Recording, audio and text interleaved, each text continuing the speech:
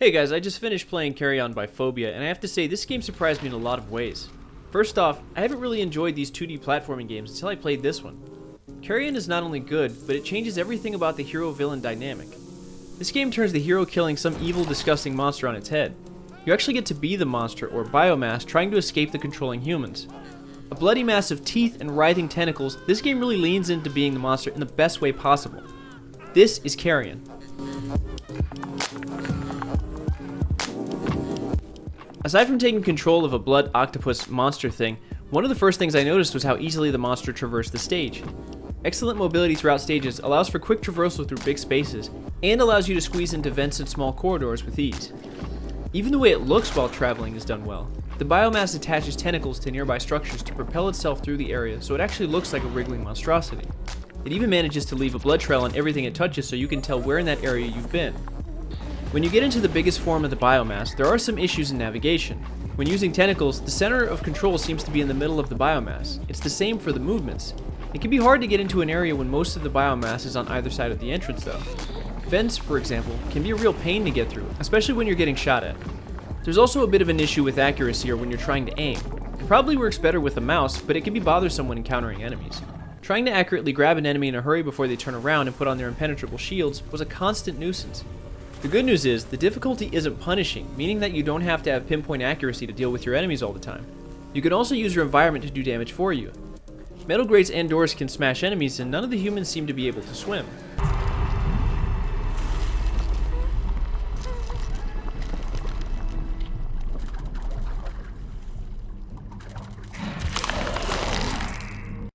Unlike other games in this genre, you don't have to wait until a level is over to save progress. There are certain areas that you're able to spread biomass in. Once spread, you can go back to those areas and save again or regain some health. Many of the areas also act to infect the nearby area and open up new pathways. They can even manage to attack the exit door for the area.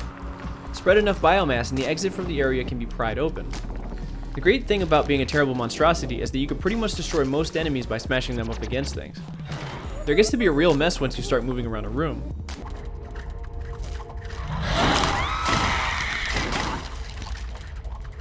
Getting to be the monster that creates all of the carnage is so much fun. Dropping a tentacle from the ceiling or raise one from the water beneath a platform to grab someone really puts you into the monster's shoes. There's a weird thing that happens when you keep coming up on enemies who are using the bathroom though.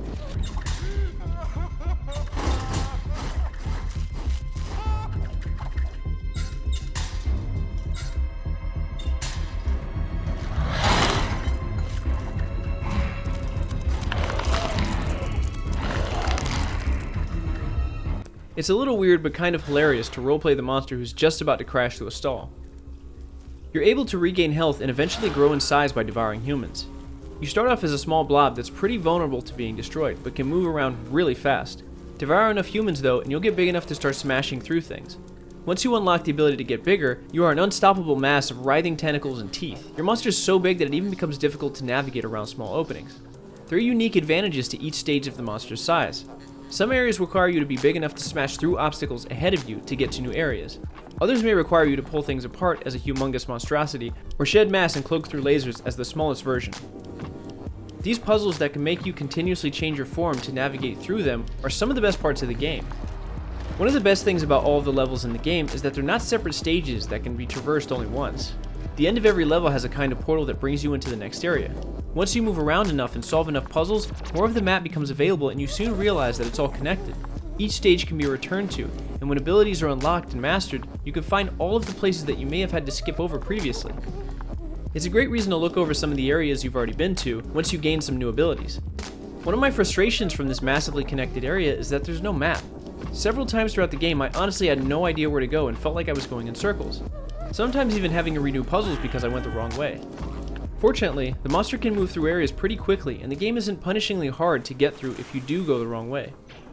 Carrion or Carrion is an interesting game with an interesting concept, putting you into the shoes of a grotesque monster.